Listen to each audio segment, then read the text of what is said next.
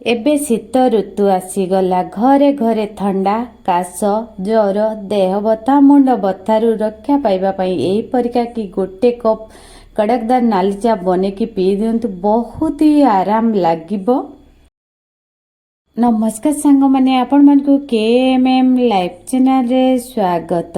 ମସଲାଦାର କଡ଼କଦାର ନାଲି ଚା ବନେଇବା ପାଇଁ ସାମଗ୍ରୀ ଗୁଡ଼ିକ ହେଲା ଅଦା ହାଫ୍ ଇଞ୍ଚ, ଗୋଲମରିଚ ନେବା 10ଟି, ଧାନୁଆ ଲଙ୍କା ନେବା 2ଟି, ଡାଲଚିନି ଅଳ୍ପ, ତେଜପତ୍ର 2ଟା, ଫ୍ରେଶ୍ ତୁଳସୀ ପତ୍ର କିଛିଟା ନେବା। ଆଗରୁ ମୋ ଜେଜେମା ଯେତେବେଳେ ବି ଚାହା ବନାନ୍ତି ସବୁବେଳେ ଧାନୁଆ ଲଙ୍କା ପକାନ୍ତି। ଧାନୁଆ ଲଙ୍କା ପକାଇବା ଦ୍ୱାରା ଗୋଡ଼ ହାତ ବଥା କମିଯିବ। ସେମ୍ ପ୍ରୋସେସ୍ରେ ମୁଁ ସେହିପରିକା ଚା ବନେଇବି। ଏବେ ଆମେ ଗୋଲମରିଚ, ଲବଙ୍ଗ ଏବଂ ଡାଲଚିନିକୁ ମିଶାଇକି ପୁରା ଦରଦରା କରିକି ଛେଚି ନେବା।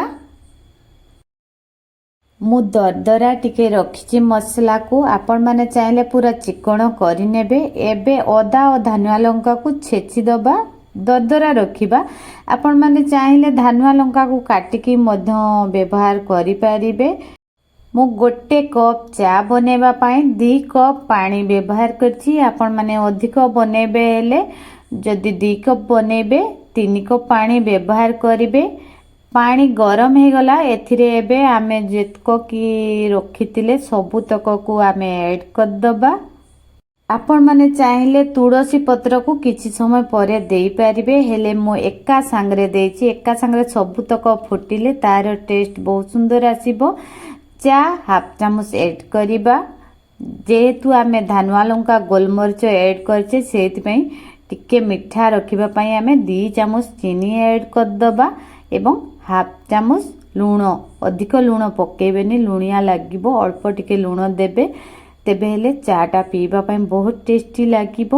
ଏହିପରିକା ଗ୍ୟାସକୁ ମିଡ଼ିୟମ୍ ଫ୍ଲେମ୍ରେ ରଖିକି ଫୁଟିବା ପାଇଁ 5 ମିନିଟ୍ ଛାଡ଼ିଦେବେ।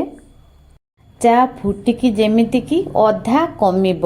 ଆମେ 2 କପ୍ ପାଣି ଦେଇଛେ, ଗୋଟେ କପ୍ ଆମେ ଚା ବନେଇବା, ଗୋଟେ କପ୍ ଏମିତିକା ହାଲକା ଫୁଟିକି କମିବ। ତାର ପତ୍ର ଅଦାର ପୁରା ରସ ଚା ସହିତ ମିକ୍ସ ହେଇଯିବ। ଦେଖନ୍ତୁ ପୁରା ପୁରି ଚା ଆମର ରେଡ଼ି ହେଇଗଲା। ଏଇ ଚାରେ ଏତେ ଔଷଧୀୟ ଗୁଣ ଅଛି, ଆପଣ ନିଜେ ଥରେ ବନେଇକି ପିଇ ଦେଖନ୍ତୁ, ତାପରେ ଜାଣିବେ ଏ ଚା କେତେ ଆମର ଉପକାରୀ।